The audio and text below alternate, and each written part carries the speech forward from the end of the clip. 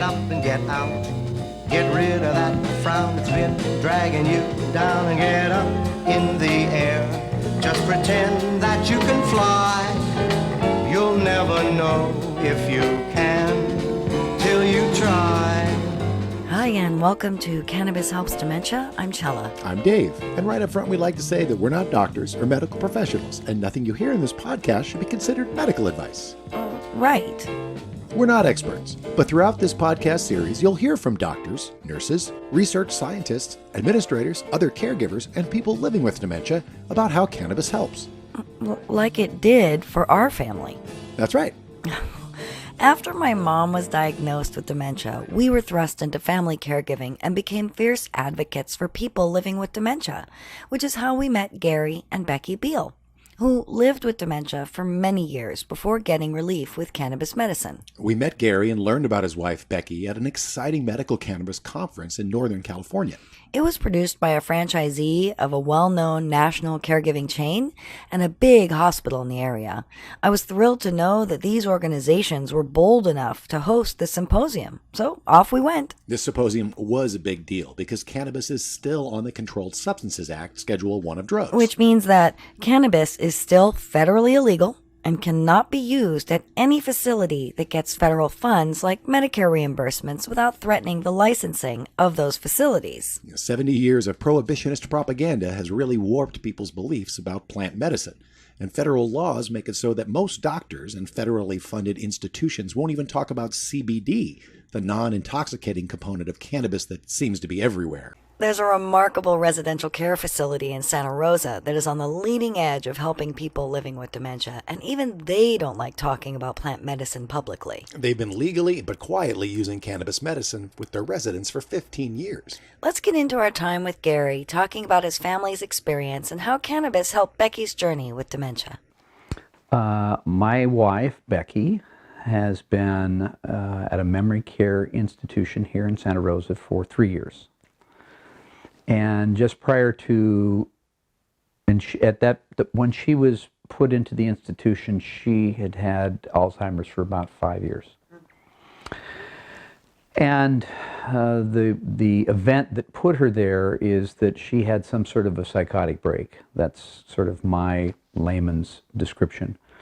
But her meds had become increasingly unstable, or she had become increasingly unstable on her meds, and she kind of, I guess the technical term is, flipped out, and just got very violent, and we didn't know what to do with her, and finally got her into the ER, and she was in the hospital for 38 days while they were trying to get her meds under control and figure out how to get her back into some sort of a manageable condition. But it was clear to us at that point that she needed to be institutionalized. And we were fortunate enough to find Primrose, and I think they took a little bit of a risk with her because we had found that when institutions discovered that she had been violent, they were pretty chary about, what does this really mean and do we want to be involved? But the executive director and the head of care at Primrose came down and evaluated her, and they said, look, we're willing to take a chance on her. Anyway. So she was at Primrose for approximately a year, but her agitation started to creep back up. In the meantime, her psychiatrist retired, and so when the meds were starting to, when her agitation was starting to challenge the meds, I counseled with the people at Primrose, and they said, well, we are working with a new geriatric psychiatrist here who has some more creative ways of trying to address the needs of Alzheimer's patients. Would you like to talk with him? I said, yeah, absolutely. So I met with a Dr. Philip Grobe, and I liked Grobe immediately. And I don't know if he would use this phrase to describe himself, but my phrase is he's kind of the radical priest of marijuana up here. And so we had a conversation, and he wasn't a kid. I mean, this guy's probably in his late 40s or early 50s. And he said, all right, so your wife is starting to manifest more symptoms of agitation. we could up her current dosage, but he said, quite frankly, her current meds have some fairly nasty side effects. And he said, I would prefer not to do that. He says, if that's what you want to do, you know, you have power of attorney, you're her caregiver, but if you're open to it, I'd like to explore some alternatives. And I said, sure, talk to me. He said, well, I've had a lot of success with Alzheimer's patients who become agitated. And so I'd like to start her on a low dose of marijuana. I was completely unfamiliar with marijuana. I'm not a marijuana user myself. And I said, sure, what do I do? And he says, well, I'll give you a prescription, and you go into one of the medical marijuana pharmacies, and you'll have to purchase it yourself, but here's the dosage, and it's going to be chocolate, so it's just going to be something that she'll eat, and her appetite's good, and great, let's do it. So I find myself in a pot store, you know, kind of an unfamiliar territory for me. And they're very helpful, and they fill that, and I take it in to Primrose, and Primrose is a non-medical care facility. They're a care facility, not a medical facility. So any meds that they administer have to be doctor recommended.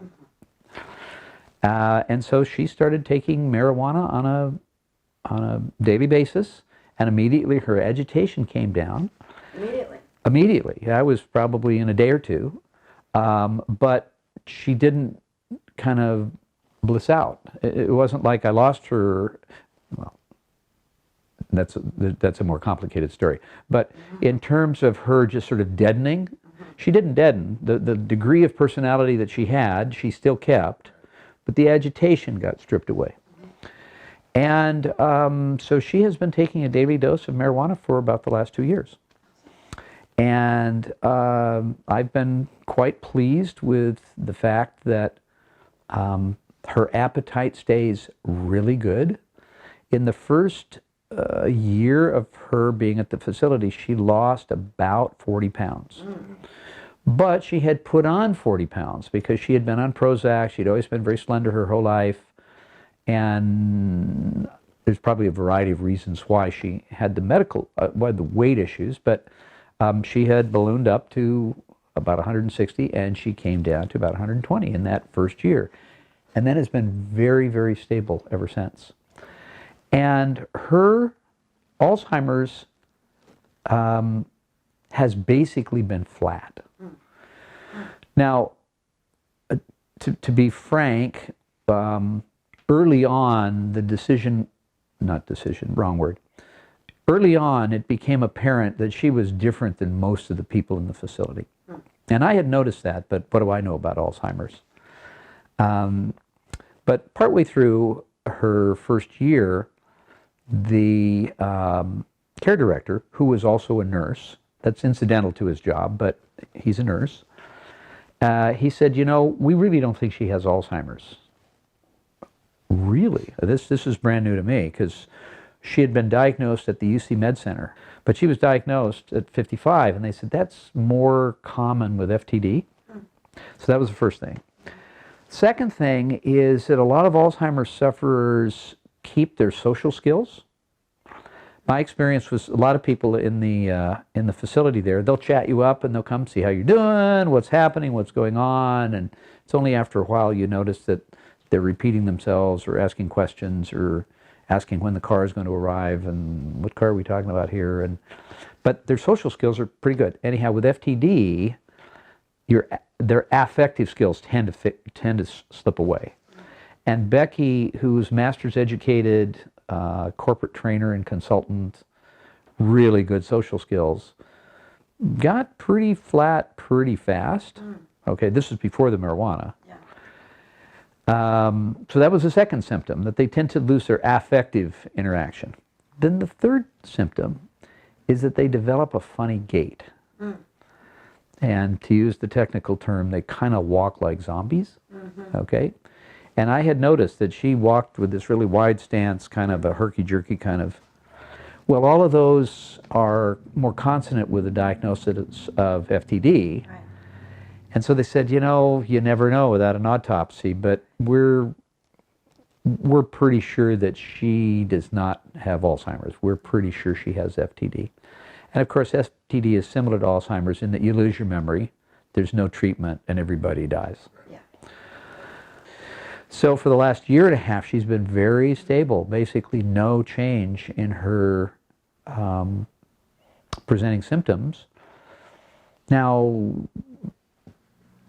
does the marijuana answer for that? I don't know. I mean, this is very unscientific because these other people that they're talking about weren't on marijuana. Right. But Becky was sort of declining, and then about the time we gave her marijuana was about the time she flattened out. Mm-hmm. And that's been pretty solid. Yeah, that has not really shifted much in the last pretty close to 2 years. Okay, so what does that mean? One of the things that they're consistent in saying is that if you've seen one Alzheimer's patient, you've seen one Alzheimer's patient. And they say, we don't want to extrapolate curves based on a really limited sample here. So the real answer is we don't know. And I get that. How do you think she's enjoying her every day to day? So it's a wonderful question. So, as a spouse of an Alzheimer's sufferer, if I can use that term, Alzheimer's just generically speaking, the reality of the situation distills on you over time. Your brain sort of says, gosh, my spouse has Alzheimer's, but the real meaning of that only becomes apparent over time. So after she got committed and she moved out and we were living together here, I missed her enormously. But she was a different person after she was committed. She'd lost basically her social skills, her interaction, her ability to communicate very much. And it was like, what kind of life is this? Is this the kind of life she would want to live? She had told friends, if I ever get like that, and she would refer to people that were impaired, she says, push me off a cliff. That is not how I want to live my life. But we didn't have as explicit a conversation about end-of-life things as we could have. And we had a medical care directive and all this kind of stuff, but I'm smarter now about how explicit about certain kinds of things you might want to talk with a loved one about in terms of end-of-life things. We didn't go there. So for that first year, it was like, gosh, does she want to live like this? Should we pray for her to die? Should we pray for God to take her? I mean, what's the right thing to do here? If you pray for her to live longer and she's miserable, is that a good thing? And you're asking yourself these questions. But I also recognize that part of those were selfish questions. Because, I'm alone and it's a dilemma. I love my wife. She was the love of my life. She is the love of my life. But she's gone now. I've got kind of the shell, but there's not very much of her left. So I've been on the cusp of this, should I pray for her to get, to live a long, comfortable life, or should I pray for God? I don't know. I don't know how to think about that.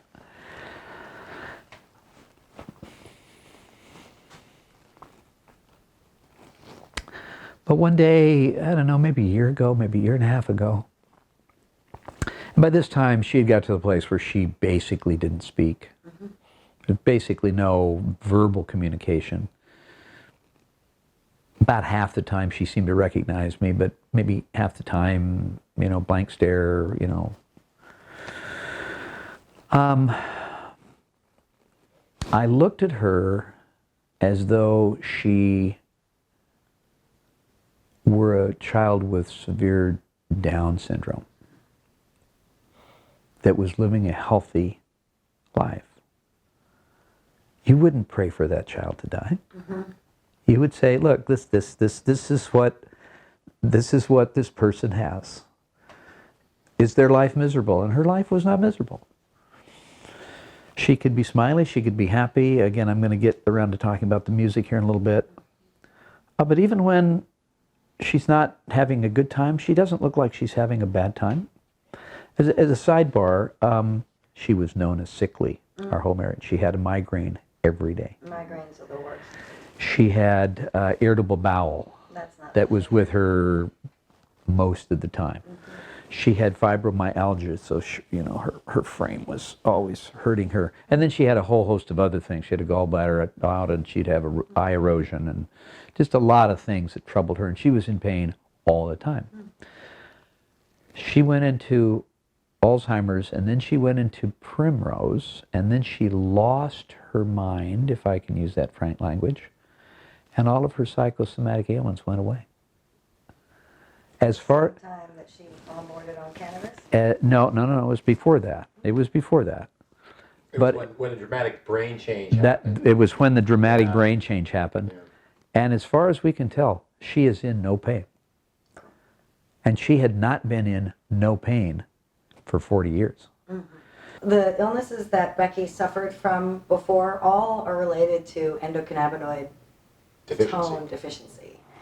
So what you're saying is that there could certainly be a connection there between her diminishment of her symptoms and the incident of her taking the cannabis. Stabilization of her endocannabinoid system. Yeah.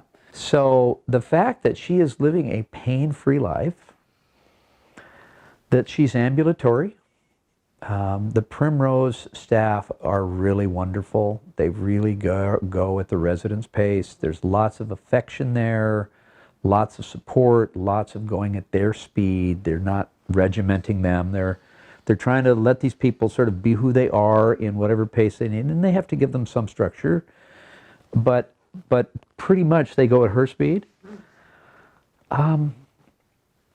There's a whole lot of people in this culture, in this town, that live a lot worse than that. And it's sort of like, and it came to me as like, Gary, just give it over to God.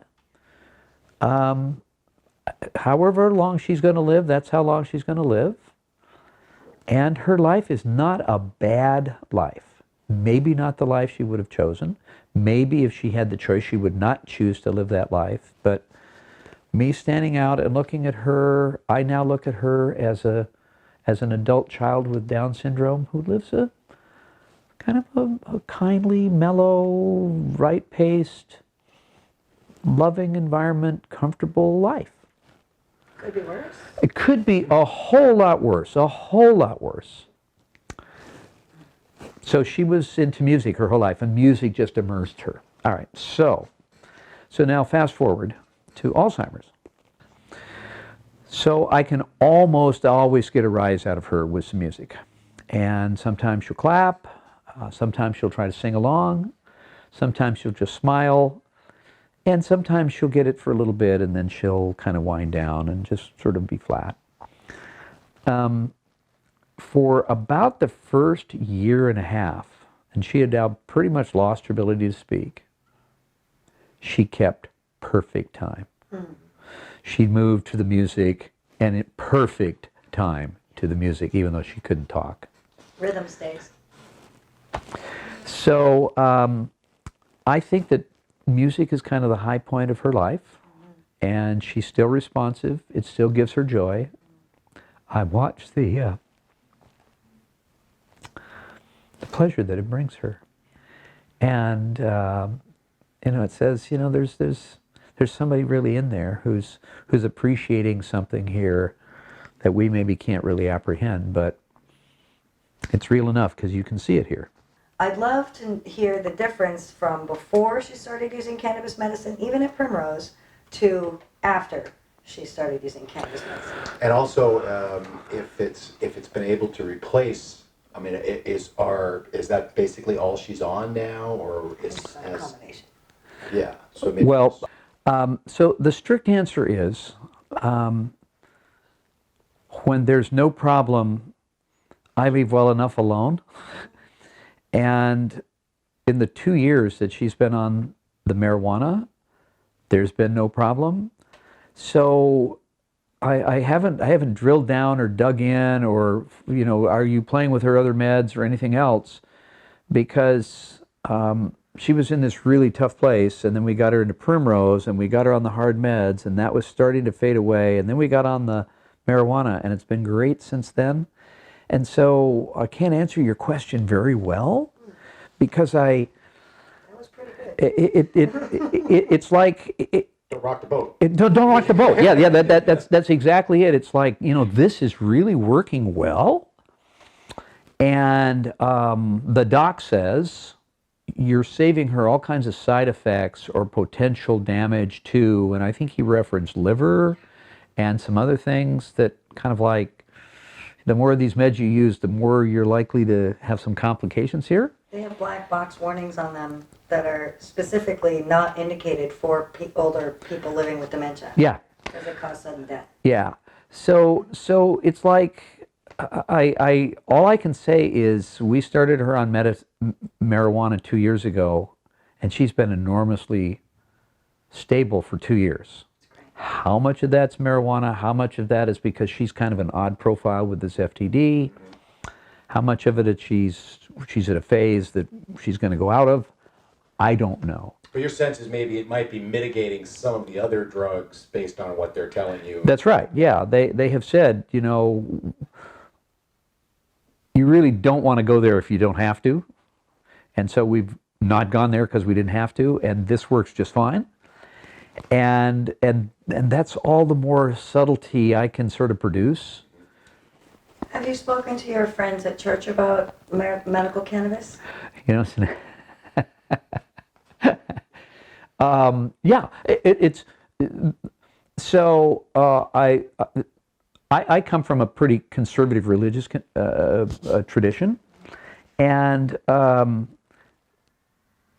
what I'm finding is people even in traditional religious communities are seeing the value of intelligent use of cannabis.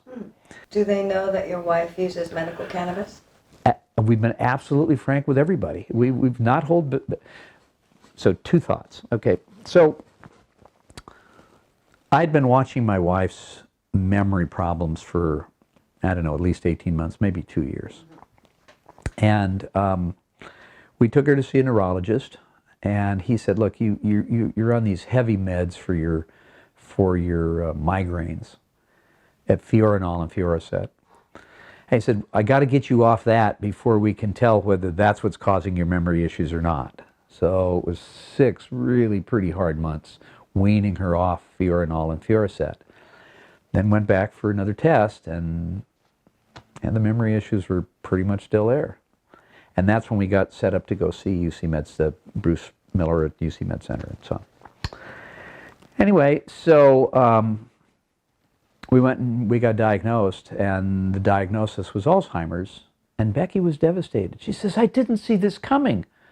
I said, sweetie, we've been talking about, I mean, I wasn't scolding her. I mean, she was devastated. It took her 3 months to recover just from the shock of having to confront that she has Alzheimer's, and I get it. But the surprise part, that it was sort of like, really? Because she's a smart woman. Okay.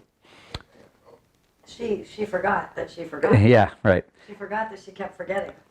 But here was something that basically was my position, which I don't know if I had to sell her on it or not, but I said, honey, we are not hiding this from anybody. You are not crazy. You're not the ant that's locked in the attic. You have a brain disease. We are not going to be embarrassed by the fact that you have a brain disease. We are going to tell everybody that has an interest in knowing or that has a need to know that you have Alzheimer's. Are we agreed? Yeah, it probably makes sense. And from the get-go, we never apologized, we never act embarrassed that my wife has Alzheimer's. And I think it took a lot of weight off her, because she could do something where she recognized that that was not that great. And she says, well, that's the Alzheimer's speaking there, and it just became part of our life. Okay. The same thing was true when we did the medical marijuana. And this was back before marijuana was generally legal. It was medically legal back then, but it still had not been legal, generally speaking. It was like, look, this is a medical issue. We're using the marijuana medically. We are not going to tiptoe around or whisper. We're just going to talk frankly about it. And we have from the get-go. So everybody who knows anything about my wife and her condition knows that she has been taking medical marijuana for over 2 years. And so it feels like part of the growth and maturation about this. And we could have a longer conversation about marijuana in general. Okay, I'm not a user, but in terms of caregiver, have you thought about using CBD for stress? actually, I have a latent panic phenomena around my respiration. I had a variety of things that happened in my life where I couldn't breathe. Okay. And I'm getting ready to do hiking at 7,000 feet with a backpack on, and I've been pretty anxious above 5,000 feet without a backpack on for several years. But I've lost some weight. I've been working with my backpack, so I've been stressing myself. But I was with a couple of guys up in the hills pretty recently. And this one guy had said, you know, I had a panic attack at 9,500 feet backpacking here, and a buddy there had some CBD oil, and he said, 2 doses, and my respiratory panic basically went away, and I went back to normal respiration. And I said, no fooling. He said, yeah. So I asked around, and I see a healthcare practitioner here in town who has a bricks and mortar store of supplements and tinctures and so on and so forth. And I asked her about it. She says, yeah, we have CBD oil here. And so I've taken it a couple times just to try it on for size. So I've got it in my backpack. So I don't take it for that, but I've got it for that. So if I get to the kind of place where I sort of can't catch my breath and it starts to kick in the anxiety response, I'm carrying around CBD oil in my backpack to say, I understand this can actually take the edge off your respiratory anxiety kind of attack pretty quickly. And it's like, okay, I'm ready to try that. I'm ready to try that. So the answer is yes. That was a long answer to say yes, but the answer was yes. So it's somebody, yeah. So That's great. I'm very pleased that we're taking a step, I think, in the right direction to sort of say let's intelligently decide. So let me give you my spin. Okay. God created cannabis. Why did he create cannabis? Well, I'm not sure. But as stewards of the earth, we're supposed to see what are the blessings of the earth and what are we supposed to learn from these things. And it's certainly fully consonant with my belief system that God placed things here on earth for us to be benefiting from. In the scriptures they talk about herbs, and cannabis is certainly an herb. And they're to be used wisely and be used with thanksgiving. And we just sort of excluded cannabis for a while because it had kind of a bad rep. Okay, so I'm prepared to embrace it as medicine. Well, yeah. Becky completed her journey in January and is now back in God's arms. They were religious, social, and political conservatives, and dementia brought them to a place where they had to try something that's new and different. Something bold. We can't thank Gary enough for sharing Becky's story with us. I was really moved by Gary and Becky's story when I heard him speak at Medical Cannabis 2.0. Check out the link to the panel in the show description. They were so lucky to have access to a progressive residential care facility for the elderly.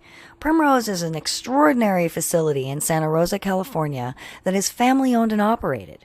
In episode 6, you'll hear from both the owner and director of nursing at Primrose about how cannabis helps dementia in a facility setting They gave us their first interview ever about cannabis medicine, even though they've been using it legally for 15 years. Yeah, even in legal California, this plant medicine still needs to be recommended by a doctor for people living with dementia in facilities. Cannabis is not prescribed like other medicines. Dr. Hergenrather discusses this in episode 3. Dr. Jeff Hergenrather also explains the difference between federally funded nursing homes and residential care facilities for the elderly, and how states with medical cannabis laws can allow cannabis medicine to be used on the property. Despite cannabis medicine being legal in more than 2/3 of U.S. states, in order for people living with dementia to get some relief today, we need to get cannabis descheduled and open up the Schedule I of drugs for research. Contact your senators, representatives, and the president and let them know that you want to deschedule cannabis and to open up the Schedule I for research at the very least. Do you want to tell your story of how cannabis helps dementia? Leave a voice message at anchor.fm/cannabis helps dementia. Drop us a note or connect with us on the socials. And please subscribe to get notifications when new episodes drop. Check out the Society of Cannabis Clinicians website and find real medical professionals familiar with cannabis medicine in your area. Because you remember, we're not doctors, just family caregivers turned advocates. We hope you are inspired by episode 5 with Gary and Becky Beal. And don't forget, download, like, and share what you learn. Cannabis helps dementia. Why don't you get wise? Get up and get out. Get rid of that frown that's been dragging you down and get up in the air. Just pretend that you can fly. You'll never know if you can till you try. So get out of your rut. Be able and strong. Give vent to that intent you've had pent up for so long. Come on,